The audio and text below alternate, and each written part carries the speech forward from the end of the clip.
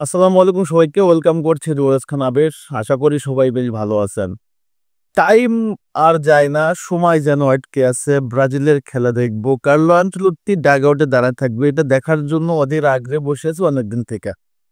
এবং এই ব্রাজিল দলটা আসলে কেমন করে, এই ব্রাজিল দলটা আসলে কার্লোর অধীনে কেমন করে, এই ব্রাজিল দলে কার্লো আনচেলত্তির টেকনিকে কিভাবে প্রতিপক্ষের সাথে আসলে মাঠে পারফরমেন্স করে, এটা দেখার জন্য তর আর সইছে না।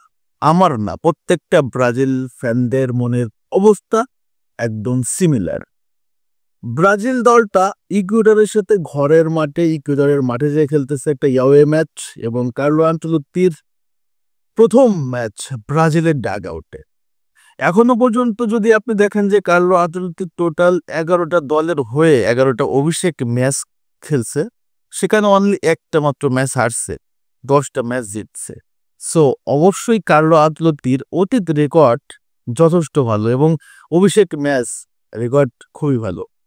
এই রেকর্ডের দিনে কার্লো আনচেলত্তি অবশ্যই চাইবে ইকুয়েডরকে হারাই দেওয়ার জন্য। এর আগে যখন ব্রাজিল দলের দায়িত্ব নেয় তিতে, এবং তিতেও কিন্তু প্রথমবার মুখোমুখি হয় এই ইকুয়েডরের, এবং সেটাও কিন্তু ছিল এই ইয়াওয়ে ম্যাচ। এবং এই ইয়াওয়ে ম্যাচে ইকুয়েডরের ঘরের মাঠে যে 3-0 বলে একটা বিশাল বড় ব্যবধানে হারায় দিয়ে তিতে ব্রাজিলের নতুন প্রজন্মের একটা ডাক দেয়। আশা করব কার্লো আনচেলত্তি এই টিমটাকে নিয়ে একটা ভালো কিছু করবে, না শুধু বিশ্বকাপটা জয় করবে। এখন আসেন ব্রাজিলের এই দলের মিডফিল্ডে কার্লো আনচেলত্তি কাদেরকে রাখছে, এবং এই মিডফিল্ড ত্রয়ীটা আসলে কতটা ভয়ঙ্কর হতে পারে, কতটা শক্তিশালী হতে পারে, এবং কতটা গঠনমূলক পারফেক্ট হতে পারে। মিডফিল্ডের নেতা থাকবে ক্যাসেমিরো, ইকুয়েডরের সাথে ক্যাসেমিরো থাকবে মিডফিল্ডের নেতা, যার ডিফেন্সিভ মেন্টালিটি, ডিফেন্সিভ ফুটবল, যেমনটা দলের ডিফেন্স লাইনটাকেও শক্ত করবে, মিডফিল্ড কন্ট্রোল করবে, পাশাপাশি আক্রমণও একটা সুন্দর একটা পরিবেশ তৈরি করে দিবে।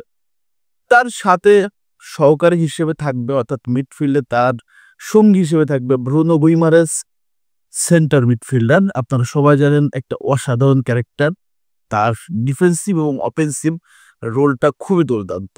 ব্রুনো গুইমারেস ব্রাজিল দলের খুব একটা ভালো পারফরমেন্স না করতে পারলেও নিউক্যাসলে তার কিন্তু পারফরমেন্স খুবই ভালো, রেগুলারলি গোল অ্যাসিস্ট পায়, এবং নিউক্যাসলের ক্যাপ্টেনও কিন্তু সে।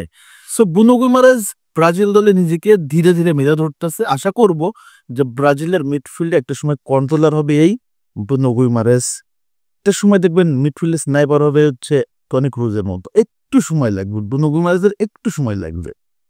এবং তিনজনের আরেক সঙ্গী হচ্ছে এই জায়গাটায় গার্সন। আপনারা জানেন গার্সন, অনেকেই গার্সনকে পছন্দ করেন না, চিন্তা করেন যে এখানে এডারসন অথবা আন্দ্রে সান্তোস হলে মনে হয় ভালো হতো, বাট গার্সনের ইনক্লুশন দলের একটা পাওয়ার জেনারেট করে। ব্রাজিলের একটা পাওয়ার হাউস যদি থাকে গার্সন। কলম্বিয়ার সাথে নাকি কাদের সাথে একটা গোল করছিল, সে গোলটা কিন্তু এখনো আমার চোখে ভাসে, উরুগুয়ের সাথে মিডফিল্ড থেকে একটু সামনে থেকে জোরালো একটা দূরপাল্লার শটে গোল। এখনো কিন্তু ওই গোলটার জন্য কিন্তু উরুগুয়ের সাথে আমরা ড্র করতে পারছিলাম। ওভারঅল মিলে গার্সন সেন্টার মিডে যথেষ্ট কন্ট্রোলার, এবং অফেন্সিভ ডিফেন্সিভ দুটাতেই সমান পারদর্শী, এবং গার্সন আক্রমণে যারা থাকে বিশেষ করে উইঙ্গারদের কিন্তু ভালো ফল সাপ্লাই দিতে পারে। সো ওভারঅলি মিডফিল্ডের এই তিনটা ব্যক্তি আমার কাছে মনে হয় অন্য মাত্রায় নিয়ে যাবে কার্লো আনচেলত্তির এই দলকে। এবং মিডে একটা কন্ট্রোল থাকবে, যে কন্ট্রোলটা ডিফেন্সিভ এবং অফেন্সিভ থাকবে, যেটা আসলে ডিফেন্স লাইন আপটাকে অত বেশি প্রেসারে রাখবে না, অনেক প্রেসারে ডিফেন্স লাইন আপ পড়বে না। সো এই মিডফিল্ড কন্ট্রোলটাই কার্লো আনচেলত্তির সবচেয়ে বড় হাতিয়ার হতে পারে, এবং ইকুয়েডরের সাথে আমাদের মিডফিল্ডটা দুর্দান্ত করবে। এবং সেকেন্ড হাফে, অর্থাৎ ফার্স্ট হাফের পর সেকেন্ড হাফে এইখানটাতে সুযোগ পেতে পারে আন্দ্রে সান্তোস, এডারসন, তার সাথে আন্দ্রেস পেরেরারা সুযোগ পেতে পারে। সো ওভারঅলি একটা বিশ্বাস আছে কার্লো আনচেলত্তির ডাগ আউটে যখন থাকবে, যখন চোখের একটা ভাঁজ দেখাবে, তখনই কিন্তু প্রতিপক্ষ আসলে বিজয় ফিরবে। আশা করবো দুর্দান্ত একটা ম্যাচ দেখতে যাচ্ছি ব্রাজিলের এবং ইকুয়েডরের, এবং ডাগ আউটে দেখতে যাচ্ছি কার্লো আনচেলত্তিকে ব্রাজিলের প্রথমবারের মতো। সো রিয়েলি এক্সাইটেড, অনেক বেশি পরিমাণ। আপনাদের এক্সাইটমেন্ট কতটা কমেন্টস করে জানাই দেন। সবাইকে ধন্যবাদ, আল্লাহ হাফেজ।